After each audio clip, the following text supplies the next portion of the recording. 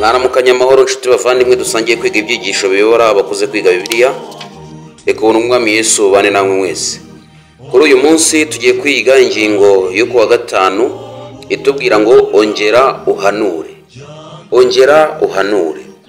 Iyi ni ingingo ikubiye mu byigisho turi kwiga muri iki cyumweru kitubwira ngo amahanga umugabane wa kabiri. Icyo ni icyigisho cya gatanu.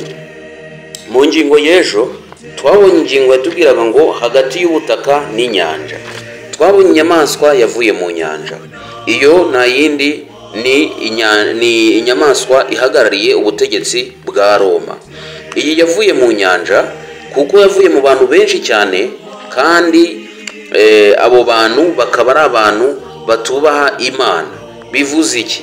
Ni abantu bari bakeneye kuyobokwa n'abantu benshi bitewe n'ubutegetsi bwabo, bityo bahisemo kurenganya ubwoko bw'Imana, bituma havuka inyamaswa yavuye mu gitaka.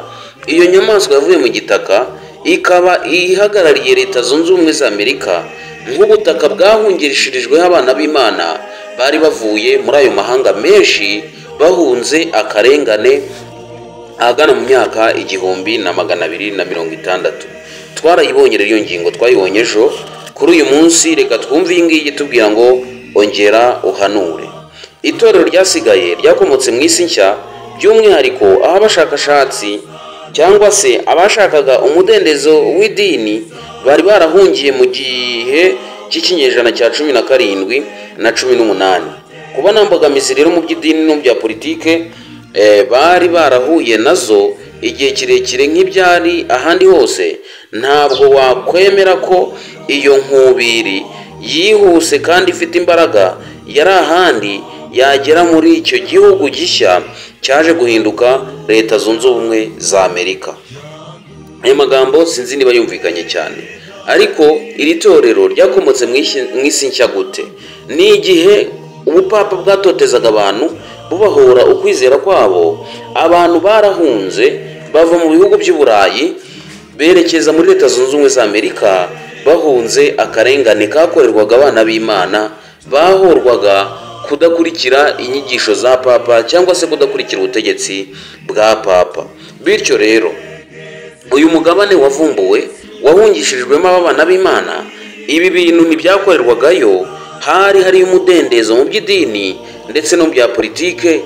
Umuntu wese yasengaga uko ashaka kandi akubaha Imana ye.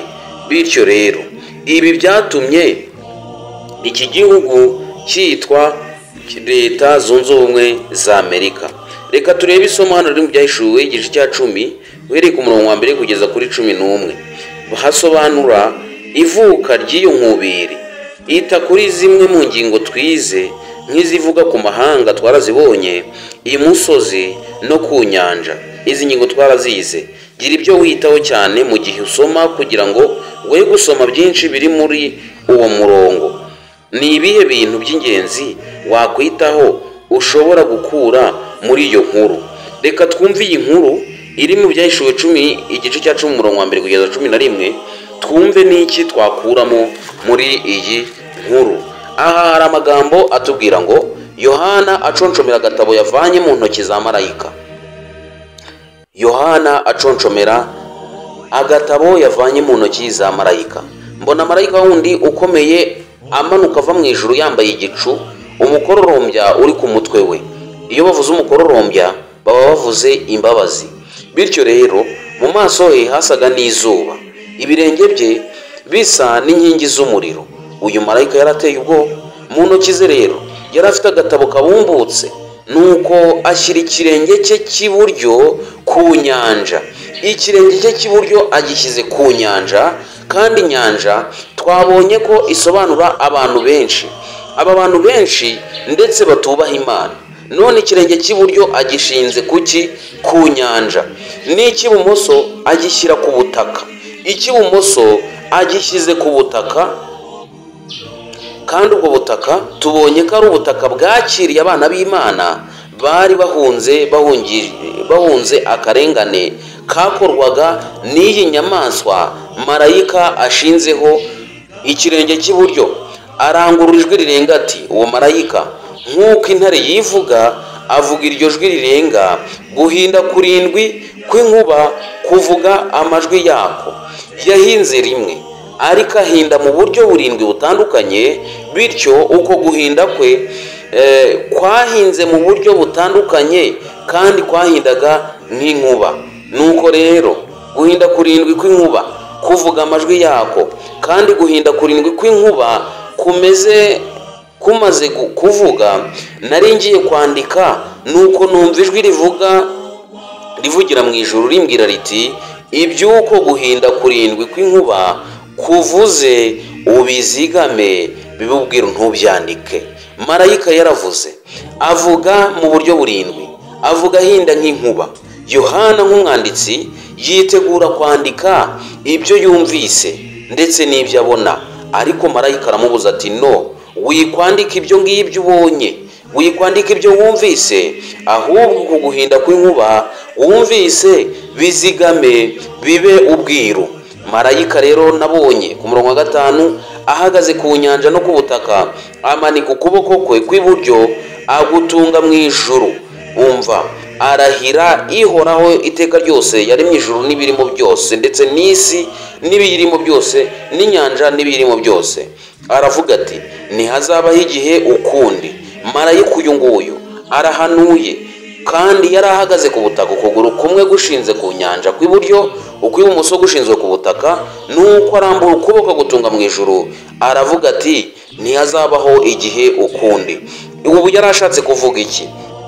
Yari ashatse kuvuga ngo ntibigitinze, ahubwo munsi y'ijwi rya marayika wa 7 ubwo azatangira kuvuza impanda, niho ubwiru bw'Imana buzaba busohoye, nk'uko yabwiye imbata zayo arizo bahanuzi.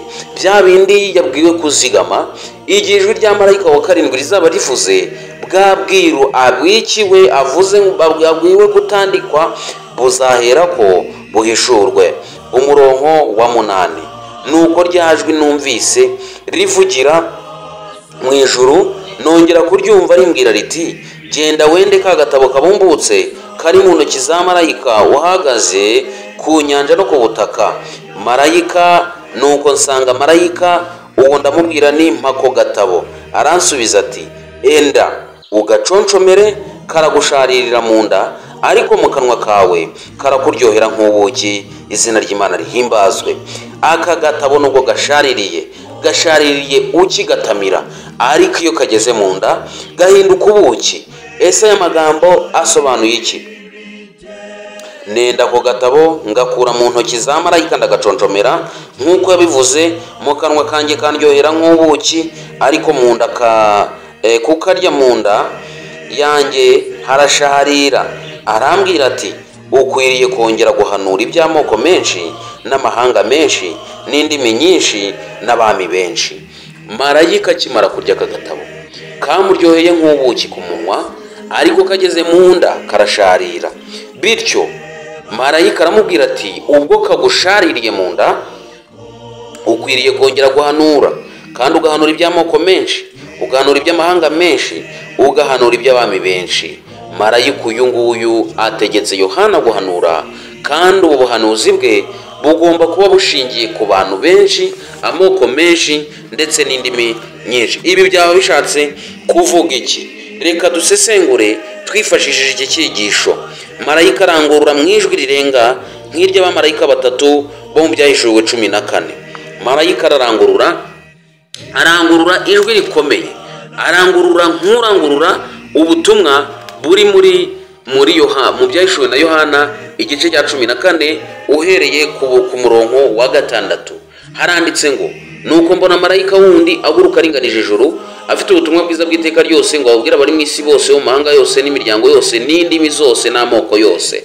Wibuke ko hariya marayika avuze ko agatabo namara kugaconshomera kakamuryohera nk'ubuki mu nda kagasharira, akwiriye guhanurira amahanga yose, indimi zose, n'imiryango yose. Ni naryo isomo rero tubonye. Umurongo wa 7 rero avuga ijwi rirenga ati, nimwubahe Imana muyihimbaze, kuko igihe cyo gucira abantu urubanza kigize gute? Gisohoye. Muramye yaremye ijuru n'isi n'inyanja n'amasoko. N'ubundi nibyo bya bindi biri kugaruka. Muramye marayika wundi wa kabiri akurikira hati iraguye Babuloni, wa mudugudu ukomeye wateretse amahanga yose inzoga ari zo ruba ry'ubusambanyi bwabo. Marayika wa gatatu nawe ati umuntu naramya ya nyamaswa n'igishushanyo cyayo agashyirwa ikimenyetso cyayo mu ruhanga rwe cyangwa ku kiganza, uwo niwe uzanywa ku nzoga ariyo mushinya w'Imana yiteguye idafunguyemo amazi mu gacuma k'umujinya wayo, kandi azababazwa kandi azababazwa n'umuriro n'amazuku imbere y'abamarayika bera n'imbere y'umwana w'intama. Nshuti muvandimwe, umwotsi wo kubabazwa kwabo rero uwucumba iteka ryose, kandi ntibaruhuka ku manywa na nijoro abaramya inyamaswa n'igishushanyo cyayo. Nshuti muvandimwe, dukwiriye gukora tukaruhuka nk'uko Imana yabivuze. Tugomba kuruhuka ku munsi wa karindwi, kuko umunsi wa karindwi ari wo Uwiteka yahawe umugisha, ariko ngo abaruhuka baramya inyamaswa n'igishushanyo cyayo ntibaruhuka ku manywa na nijoro. Ni ikibazo gikomeye rero. Mu Byahishuwe 18 naho harimo ibyerekeranye n'irimbuka rya Babuloni nk'uko tubibonye ku murongo wa karindwi w'igice cya 14. Bityo rero icyo gihe cyari igihe kidasanzwe mu mateka, igihe umurimo w'itorero ryasigaye watangiraga ku mpamvu y'abantu b'amoko menshi n'amahanga menshi n'abavuga indimi zitari zimwe n'abandi bantu benshi, nk'uko tubibona ku murongo wa 11. Marayika ufashe agatabo mu ntoki bishoboka ko ari igitabo cya Daniyeli, nk'uko tubisoma muri Daniyeli 12:4. Iki gitabo cyari kibumbuwe bwa mbere nyuma y'ibisekuru byinshi. Ikirenge cye kimwe cyari gishinze ku nyanja, mu gihe ikindi cyari gishinze ibumoso. Ibyo bishobora kuba byaraganishaga ku gitekerezo cy'uko ubutumwa bwiza bugomba guhetura isi yose, haba mu isi ya kera no mu isi nshya igezweho. Ibi birumvikana neza. Ikindi biganishaho ni uko ubwo butumwa bugomba kubwirwa amahanga yose, ababa imusozi n'ababa mu nyanja y'abanyamahanga. Ni ukuvuga abari ku butaka, abari mu nyanja ngari cyangwa se abantu benshi cyane, bose bagomba kubwirwa ubutumwa bwiza bw'iteka ryose, ari bwo butumwa bwa Daniyeli, kandi ni igitabo kibumbuwe rero kigomba kubwirwa indimi nyinshi, amoko yose ndetse n'inyanja. Ibi rero birasobanutse cyane. Ikizaheruka rero ibyo ni uko isi izamurikirwa n'ubwiza bw'Imana, kandi ubutumwa buheruka buvugwa mu Byahishuwe 14 bukagezwa kuri buri muntu wese, nk'uko byanditswe, nk'uko byari biri kuri Isirayeli. Inshingano yacu nk'itorero ni ukubwiriza ubutumwa bwiza, kandi ubu butumwa bwiza bw'ubwami buzigishwa mu isi yose, nk'uko muri Matayo 24:14 yabivuga. Ubutumwa bwiza bw'ubwami buzigishwa mu isi yose ngo buhamye bwo guhamiriza amahanga yose, nibwo imperuka izahera ku isi. Ninjye nawe rero marayika ufashe aka gatabo ugomba kugaconshomera, tukabwiriza ubutumwa dukuye ruhande. Abari mu nyanja bakabumenya, abari ku butaka bakamenya ubutumwa bwiza, bityo imperuka igahera kwikaza. Imana rero iraganisha amateka ya muntu ku iherezo ryayo, iherezo ry'ubwami bw'abantu no kwimikwa kwa Kristo ubuziraherezo birageze. Tugomba gusoma muri Daniyeli 2:34-35. Ubwami bw'Imana bugomba kwimikwa, kandi igihe cyo kwimikwa kwabwo ni iki ngiki. Nshuti muvandimwe, Bibiliya ibyo ibisobanura neza cyane, nta kudafutuka na guke kurimo, yuko ubwami bwose bwo ku isi buzatsembwaho. Akamenyetso kose k'umuvumo w'icyaha kazaba gahanaguwe, nta n'agasigisigi. Kubwo rero kugaragaza kabwo kagaragaza ububi bwabwo gasigaye, bukazasimburwa n'ingoma y'Imana itazahanguka, aho icyaha, kubabara, kurwara n'ikibi ndetse n'urupfu bitazongera kuhaba ukundi. Nshuti muvandimwe, dutegereje kubona ubwami bw'Imana bwimikwa ku isi mu gihe gito cyane. Ubwo ubwami bw'abapapa buzavaho burundu, ubwo ubwami bwa Leta Zunze Ubumwe za Amerika buzakurwaho burundu, izi nyamaswa uko ari ebyiri ndetse yewe zigasimburwa n'ubwami bwa Kristo, ubwo ubupapa bugiye guha Leta Zunze Ubumwe za Amerika, ubwo igiye gufata mu mbaraga igahereza imbaraga ubwami bw'Abaroma, igategekesha abantu bose kuramya ya nyamaswa yari yarakomeretse uruguma rwayishe. Dutegereje kubona ubwami bwa Kristo vuba bidatinze bwimikwa ku isi. Ninjye nawe rero, ese dufite mwiteguro ki? Kristo aramutse agarutse none, ese yasanga twarakoze ibyo gukiranuka? Ese yasanga aka gatabo twaragaconjomeye kandi tukakabwira n'abandi? Sinzi, ariko nanjye nawe kugira ngo tugire imyiteguro yatubashisha gushikama mu gihe gito iki kidashyize kera Kristo yagiye kwimika ubwami bwe, njye nawe tuzamusanganire twishimye. Reka ubuntu n'amahoro biva ku Mana Data wa twese bikomeze kubana nawe, kandi iby'Imana ishaka bikomeze kukugeraho. Ni byinshi biguca mu matwi, ni byinshi wumva, ni byinshi bigutegurira kugaruka kwa Kristo, ariko gukerensa nako ni kwinshi. Nshuti muvandimwe, wikomeza gukerensa umuburo wahawe. Ibishashagirana byose si zahabu. Ushobora kubona ibintu uko biri kugenda byiyungikanya ni ibimenyetso by'imperuka, ariko benshi tubyita iterambere. Nyamara siko biri. Igihe kiraje kandi kirasohoye, ubwo abantu benshi bagiye gushakashaka mu ijambo ry'Imana icyakiza ubugingo bwabo, ariko bazaribura kuko bazaba baryatswe. Igihe ni iki rero kugira ngo njye nawe dufate iya mbere, twige ijambo ry'Imana, twige dusenge cyane, kuko igihe kiradushirana.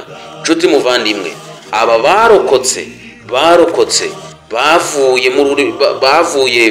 muri urya mubabaro wo mu myaka 1260 bagahungishirizwa mu Amerika, bakabona y'ubuhungiro. Bari bizeye ko babonye ubuhungiro ubuziraherezo, ariko siko biri. Igihe cyarageze, Leta Zunze Ubumwe za Amerika nayo ifata isura nk'iya nyamaswa, bityo abana b'Imana bongera gutegereza igihe kirekire ngo bace mu bigeragezo. Icyo gihe rero turagitegereje imbere, nanjye nawe. Ese witeguye mu gihe kingana gute? Ufite mwiteguro ki? Gerageza wisuzume, kandi dore igihe ni iki. Imibereho y'abana b'Imana ikomeje gutunganywa. Rero nanjye nawe kugira ngo nje nawe tugire umwiteguro watubashisha guhagarara tudatsinzwe n'uburiganya bwa Satani. Ubwo inyamaswa yarakaye, ubwo ubupapa bugiye kongera kuzura umugara, reka tugire umwiteguro ushyitse. Vuba bidatinze tute kuzama umubare w'abarenganya abana b'Imana, ahubwo tuzame umubare w'abarenganywa, kandi abo barenganywa barahirwa kuko aribo bazitwa abana b'Imana. Kandi reka nkubwire, igihe ni iki kugira ngo ibyo twavomye bibashe kutugirira umumaro. Reka rero ubuntu Mwami Yesu bubane nawe, nk'uko ijambo ry'Imana ritubwiye, ongera uhanure. Ongera uhanure, uhanurire amahanga, uhanurire inyanja, uhanurire isi, kuko igiye kurimbuka. Reka rero ubwami bw'Imana bukomeje kuza, kandi buze muri wowe. Vuba bidatinze Kristo we yugaruka azasange tumwiteguye, kandi twaramwiteguje abandi. Nibyo ngusabira, nanjye nisabira. Tubisabye Imana Data mu izina rya Yesu. Amen.